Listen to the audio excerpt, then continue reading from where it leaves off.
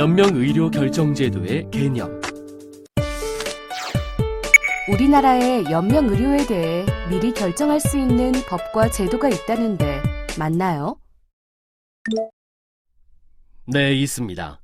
호스피스 완화 의료 및 임종 과정에 있는 환자의 연명의료 결정에 관한 법률에 따라 2018년 2월부터 시행되는 연명의료 결정제도를 말하는데요. 이 법은 호스피스 완화 의료와 같은 임종 돌봄뿐 아니라 임종 과정에 있는 환자의 연명의료 결정 및 그 이행에 필요한 사항을 규정함으로써 환자의 최선의 이익을 보장하고 자기 결정을 존중하여 인간으로서의 존엄과 가치를 보호하는 것을 목적으로 만들어졌습니다. 이 법에 따라서 건강한 성인이라면 미리 연명의료에 관한 자신의 뜻을 사전연명의료의향서를 작성, 등록하여 밝혀두거나 의학적으로 임종이 예측되는 환자가 되었을 때 담당 의사와 함께 연명의료 계획서를 작성하여 연명의료 결정을 할 수 있게 되었는데요. 이 시간에는 연명의료 결정 제도에 대해 좀 더 자세히 알아보겠습니다. 이번 시간을 통해 여러분은 연명의료 결정 제도의 배경과 목적을 이해할 수 있고 연명의료 결정 제도의 주요 용어와 내용을 파악할 수 있으며 연명의료 결정 제도를 이해하고 대략적인 절차도 설명할 수 있습니다. 자, 준비가 되셨으면 학습을 시작해볼까요? 연명의료 결정 제도의 배경과 목적. 1997년 소위 보라매 병원 사건이라고 불리는 사건이 발생하였습니다. 1997년 12월 4일 오후 술에 취해 화장실을 가다가 넘어진 김 씨가 보라매 병원 응급실로 이송되었습니다. 그날 저녁부터 다음날 새벽까지 응급 뇌수술을 받은 김 씨는 자발 호흡이 완전하게 돌아오지 않아 인공호흡기를 부착하여 치료를 받고 있었는데요. 김 씨의 부인은 의료진이 자신의 동의 없이 남편을 수술하였고 자신은 간병과 입원비를 감당할 능력이 없다며 퇴원을 요구하였습니다. 담당 전문의는 환자 상태가 악화될 수 있다고 보았지만 회복 가능성을 예측하는 의견도 있었습니다. 단언하기 어렵지만 당시 김 씨는 자발 호흡이 가능하지 않았으므로 인공호흡기를 제거하면 사망할 수 있는 상황이었음을 예상할 수 있습니다. 의료진은 김 씨 부인이 처음 퇴원을 요구할 때 이를 거절하였지만 퇴원 요구는 계속되었습니다. 다음 날 의료진은 김 씨 부인에게 김 씨의 사망 가능성을 설명하고 퇴원 후 법적인 이의 제기를 하지 않겠다는 귀가서약서에 서명을 받고 퇴원을 허용하였습니다. 그리고 김 씨는 구급차에서 인턴이 작동하는 수동 인공호흡기로 호흡을 유지하면서 집으로 귀가하였습니다. 도착 후 인턴은 인공호흡기 제거 후에 김 씨가 사망할 수 있음을 알리고 수동 인공호흡기를 제거하였습니다. 이후 김 씨는 5분 만에 사망하였습니다. 이에 검찰은 김 씨의 부인을 살인 혐의로 구속하고 담당 의사 3명을 살인죄 공범으로 기소하였습니다. 재판부는 김 씨 부인을 부작위에 의한 살인죄, 담당 의사 2명은 살인을 방조한 살인방조죄로 인정하고 인턴은 지시에 따른 퇴원 조치를 하였으므로 무죄 판결을 내렸습니다. 이 사건은 의료기관에서의 연명의료와 관련한 관행에 가장 결정적인 영향을 미친 사건으로 환자 가족의 요구에 따라 했더라도 그 결과가 부적절했고 그로 인해 환자가 사망했다면 의료진이 처벌을 받을 수 있다는 충격으로 의료계에서는 연명의료 중단에 대한 소극적 방어적 태도가 증가하게 되는 계기가 되었습니다. 다음은 2008년 발생한 세브란스 병원 김할머니 사건입니다. 2008년 2월 18일 김 씨 할머니는 기관지 내시경을 이용한 폐종양 조직 검사를 받던 중 과다출혈로 심정지가 발생하였고 결국 김 씨 할머니는 뇌사는 아니었지만 의식 없는 식물인간 상태가 되어 인공호흡기를 부착하고 중환자실에서 연명의료를 받게 되었습니다. 그런데 할머니는 평소 무의미한 연명의료에 대해 부정적이었기 때문에 가족은 의료진에게 연명의료 중단을 요청하였습니다. 의료진은 연명의료 중단에 대한 법적 근거가 없어 가족의 요청을 거절하였지만 김씨 할머니 가족은 할머니의 뜻과 존엄성을 훼손하는 연명의료를 중단하기 위해 인공호흡기 제거 청구 소송을 진행하였습니다. 그리고 2009년 5월 21일 대법원은 김씨 할머니의 인공호흡기를 제거하라는 판결을 내렸습니다.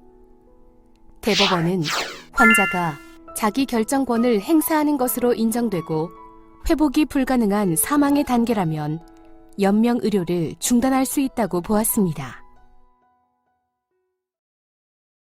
이 사건은 우리 사회에서 연명의료 중단이 가능한 기준으로서의 판례를 마련하였고, 연명의료에서 자기 결정권에 대한 관심 증가로 사전 의료의향서 작성 운동으로 촉발되어 활성화되는 계기를 제공했습니다.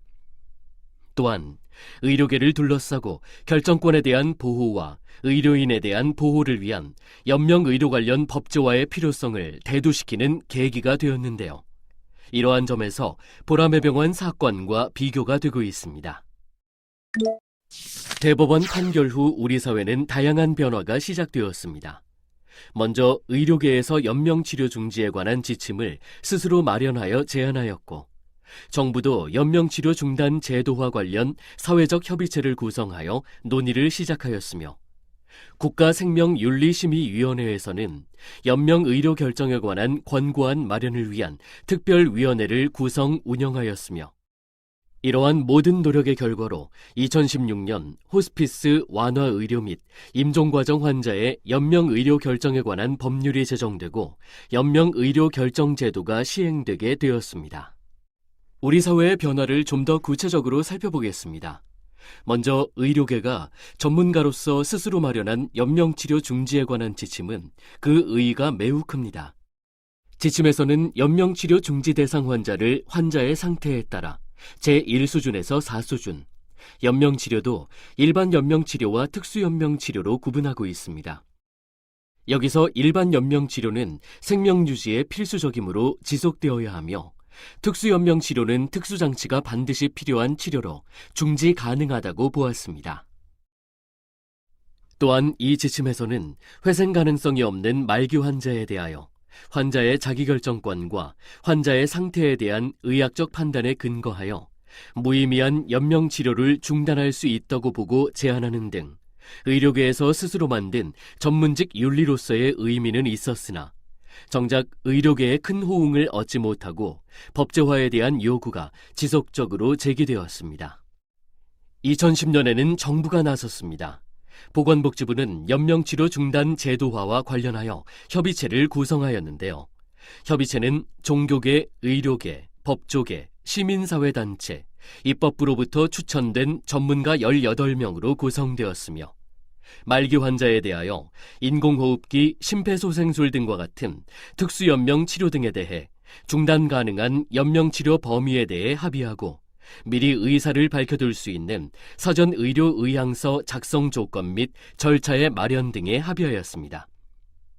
그러나 협의체는 아직 연명의료 중단에 대한 인식의 차이가 크다는 점을 확인하고, 연명의료 결정 제도화를 위해서는 사회적 공감대 형성 및 충분한 논의가 필요하다는 점을 확인하였습니다.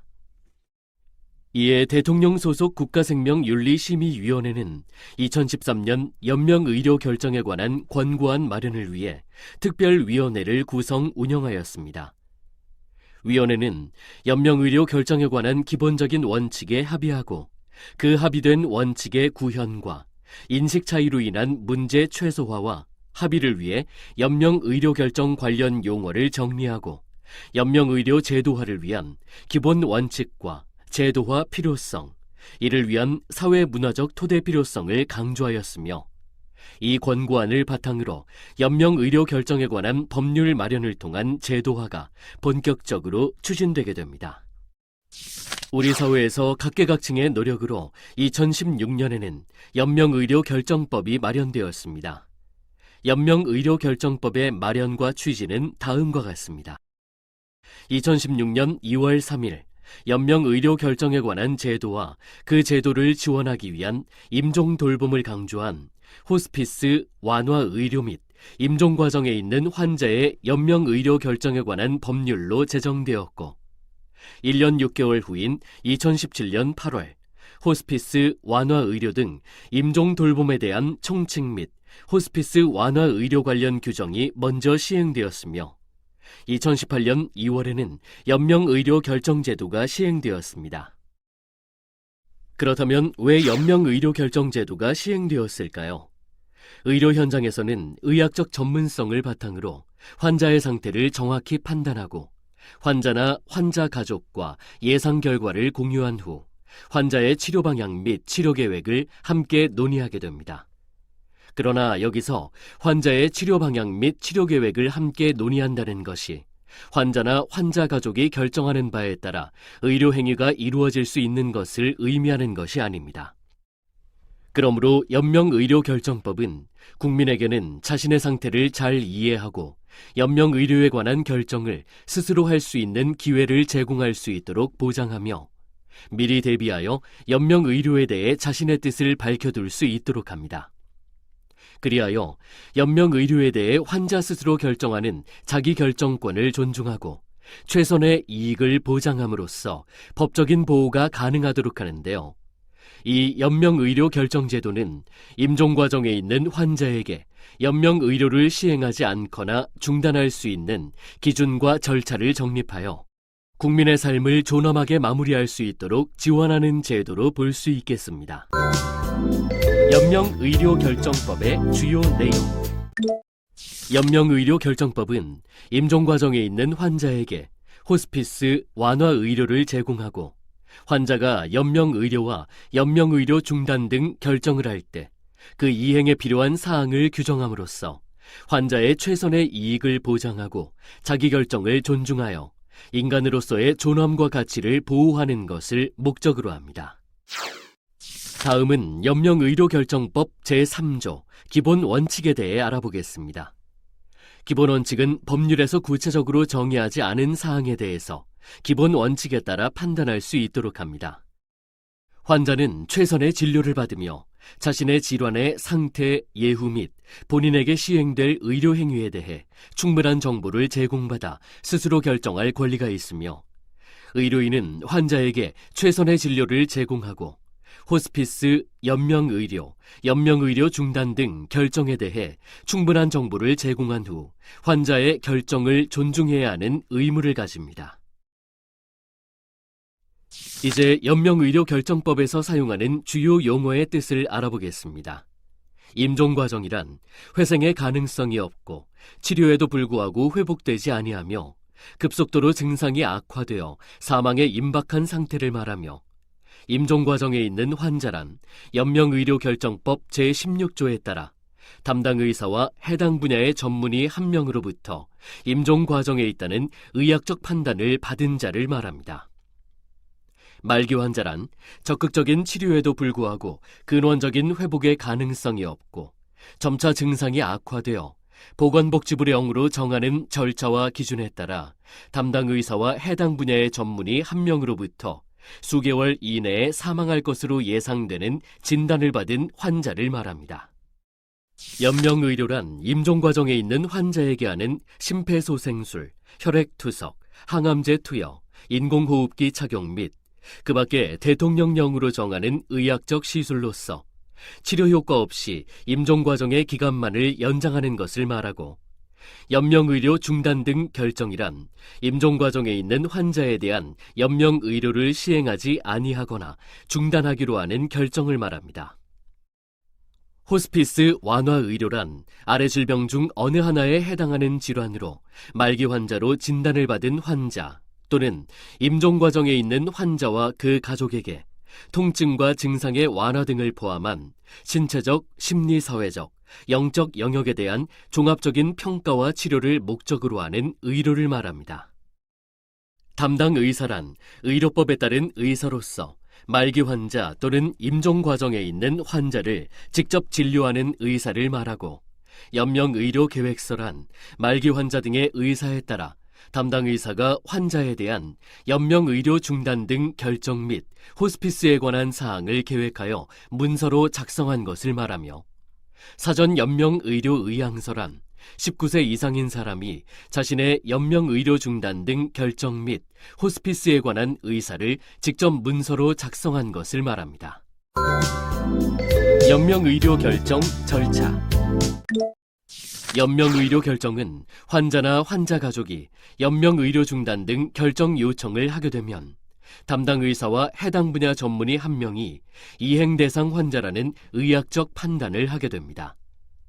이후 담당 의사는 연명의료 중단 등 결정에 대해 환자의 의사를 확인하고, 환자의 의사가 확인되면 연명의료 중단 등 결정을 이행하는 절차를 거칩니다. 각 단계를 조금 더 자세히 살펴보겠습니다. 연명의료 중단 등 결정을 하기 위해서는 환자의 의학적 상태를 먼저 확인하고, 환자가 말기 환자 또는 임종 과정에 있는지를 확인해야 합니다. 의료기관 윤리위원회가 설치된 의료기관에서 담당 의사가 해당 분야 전문의 한 명과 연명의료 중단 등 결정을 요청하는 환자가 임종 과정에 있는지 여부를 판단하고, 그 결과를 보건복지부 영으로 정하는 바에 따라 기록합니다. 다만 이미 2명의 의사로부터 말기 환자 진단을 받아 호스피스 전문기관에서 완화 의료를 제공받고 있는 환자는 담당 의사가 환자가 임종 과정에 있음을 혼자 판단할 수 있습니다. 연명의료 중단 등 결정 이행 대상 환자로 판단된 후에는 환자의 의사를 확인해야 합니다. 환자의 연명의료에 관한 의사 확인 방법은, 먼저 환자의 의사 능력이 있을 때에는 연명의료계획서를 확인하거나 미리 작성한 사전 연명의료 의향서와 담당 의사의 확인을 통해 의사를 확인할 수 있습니다. 환자의 의사 능력이 없으나 환자의 의사를 확인할 수 있을 때에는 미리 작성하여 등록된 사전 연명의료 의향서가 있을 때는 사전 연명의료 의향서와 의사 2인이 확인하고, 사전 연명의료 의향서가 없을 때는 가족 2인 이상의 일치하는 진술과 의사 2인의 확인으로 환자의 연명의료에 관한 의사를 확인할 수 있습니다. 여기서 가족은 19세 이상인 성인으로서 배우자, 직계 존비속, 형제자매를 말하고, 환자 가족이 1인뿐인 경우에는 1인의 진술로도 가능합니다. 환자가 의사 능력이 없고 환자의 의사를 확인할 수도 없을 때에는 환자 가족 전원의 합의와 의사 2인의 확인으로 의사를 확인합니다. 또 미성년자의 경우 친권자인 법정 대리인의 결정과 의사 2인의 확인이 필요합니다. 더욱 자세한 가족 범위는 다음 내용을 살펴보세요.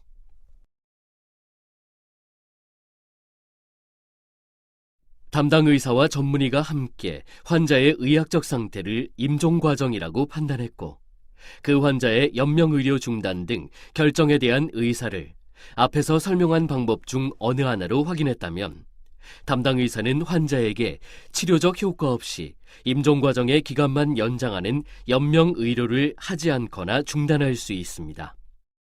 그러나 이 경우에도 환자의 편안한 임종기 돌봄을 위한 통증 완화 의료 행위, 영양분, 물, 산소 공급은 중단될 수 없습니다. 이것으로 연명의료 결정제도의 개념에 대한 학습을 마치겠습니다. 잘 이해되셨나요?